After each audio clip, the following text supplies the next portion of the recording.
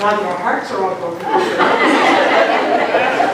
That's a good thing. When your heart gets broken, open, not broken.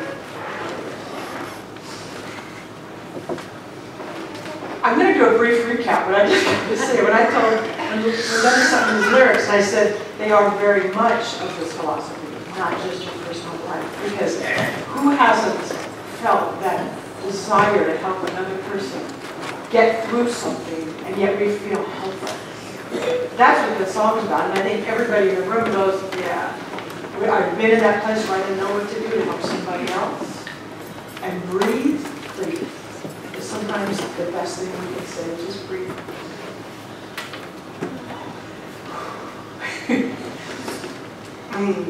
All right.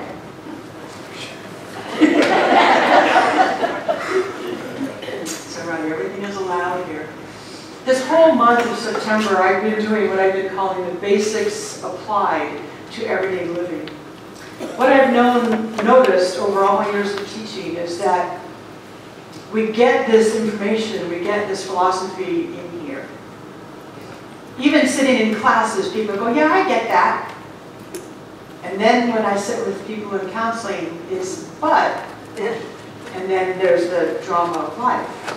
And so what takes a little bit longer, myself included, is to say, how do I take what I know and apply it to inner peace? That was week one. How do I take what I know from this teaching and apply it to abundance? How do I take what I know and apply it to health? Those are the past 3 weeks. Applying these basics to those real life dramas that we experience, because everybody does. We're in Earth school. It comes with a little drama sometimes. But we're learning to rise above it. And so this whole month, I have been so full with stuff to say that every week I've been saying to you, I need 2 hours. So each time I've been trying to whittle down what do I think are the most important things for now. So please, this is not today an exhaustive look at relationships.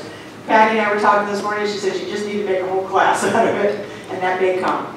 So today we're talking about the basics of relationships. But let me just do the bullets of all the basics I've done so far. So number one source, God is all there is. That's always the first one. Second one, you have choice. And I gave this cute little funny graphic of mine. Acknowledging the occurrence of the issue, don't bury your head in the sand, but know that you stand at the point of choice. Whatever has been does not need to stay this way. We create a new thought with our affirmations, our prayers, our imagination, our visualization, and then we move forward and join the new thing with gratitude. That's all to show choice. The third one, wholeness. Nothing lacking, nothing missing, nothing other or something else than God. There's only one thing. In God's world, nothing can be missing. Basic number 4, co-creation, creative process. We are co-creating with this power of God all the time. The question is, what do you want to create? Another way to say this is, what goes around comes around, the law of attraction. You've heard all those. The 5th one was wellness is your natural spiritual state. You are healthy, whole, perfect, and complete now. Were you told that when you were little? No. You were told everything about germs and sickness and all kinds of stuff to get ready for when you're older. Wellness is your natural state. The sickness and all the other stuff got put on somewhere along the line. All right, the next one, 6th one, you see how big I wrote it? Forgiveness. This was in connection with last week's health, by the way. Holding on to resentment, anger, and stress is never healthy, physically or emotionally. So in connection with health, I said, forgive means just let it go. Because you know who suffers when you don't forgive? You, me, us, ourselves, the other person who's living their life. Right, that was where I ended last week, actually. Today we start with the relationship piece. Relationships of all kinds, so you can fill in your own blanks. The first relationship you have is with yourself. And as Carol pointed out, a lot of times we don't even want to look at that one. But that one is so important. We have a relationship with ourselves, we have friends, we have family. That might mean parents, children, relatives. We have co-workers. We have community groups, such as this kind of thing. We also have lovers, spouses. So any kind of relationship is what I'm talking about today.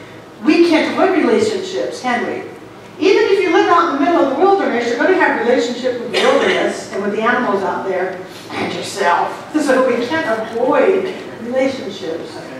What it seems to me is we crave relationships. We crave to be connected with other people. And that's why we do come together as friends and lovers and community groups. We crave that connection. There's it's a myth, really. There's a whole long story, but it gets attributed to Greek mythology, but even some scholars say, no, it's really not Greek mythology. It was something Plato made up in a book he wrote. It doesn't even matter where it came from. Here's how the story goes. Humans were created with one head with two faces, 4 arms, 4 legs. The humans were gaining power, and the gods were not liking this. And so Zeus said, in order to make sure the humans don't get any more power, we're going to cut them in half. Cut the humans in half. And we've been searching for our other half ever since. Wow, if that's been hanging around collective consciousness, no wonder we talk about our partners as our other half. I'm here to tell you, you're whole. That person is another W-H-O-L-E, right? That person is, Julie got why I spelled it.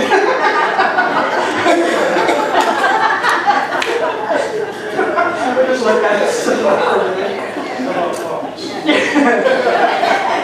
You know, we sometimes feel like we're lacking, like we're less than, and it connects to all these other pieces. But when I heard that myth a few years ago, I'm like, oh, that is so good. That is so telling.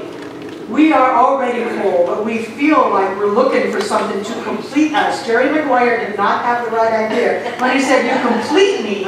Although I understand the feeling, I understand very well the sentiment. We are each whole and complete already. And we either bring all of that or we don't, and that's where it kind of goes wrong. Now we crave relationships, but don't we crave the ones that are healthy, that are fun, and that are mutually beneficial? Of course, we don't crave the ones that are dysfunctional and messed up and not so fun. We want the good ones, of course. So what goes wrong? What goes wrong? We want these good, healthy relationships. What goes wrong? Well, we're not born with a manual. There's no manual that says how to have a relationship. Now, there's lots of books written. You don't get them at birth necessarily. Most of us are at the whim of our family.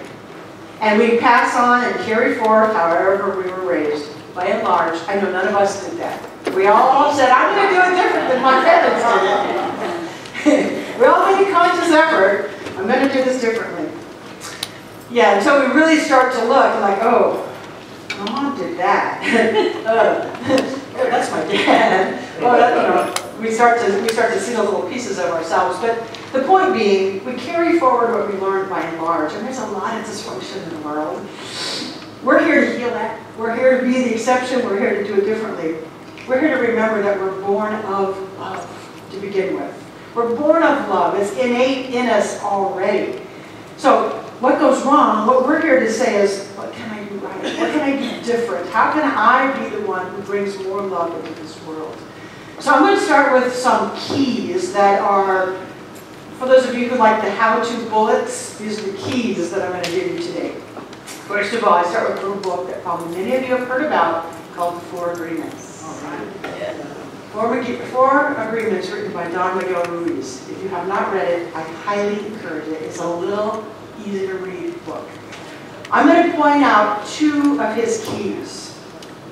This is part of where relationships go wrong. You apply it to wherever you want. One of them is don't take anything personal. It is one of the hardest ones. Don't we take it personal? Somebody says something and we get offended. We get offended, we take it personal because it's touching the part of us that feels the lack. It's touching, it's triggering the places that don't feel healed and healthy, so we take it personal. So I thought, you know, our philosophy doesn't focus on what we don't do. Our philosophy focuses on what to do. So he says, don't take anything personal. What I'm going to say is, do remember that almost everything somebody says is about them and not you. And I do not say this with arrogance. There's no arrogance in this statement. It's not, oh, well, that's about you. That is never helpful. That's not my problem, that's your problem. That's not what I mean. Just for us to be aware of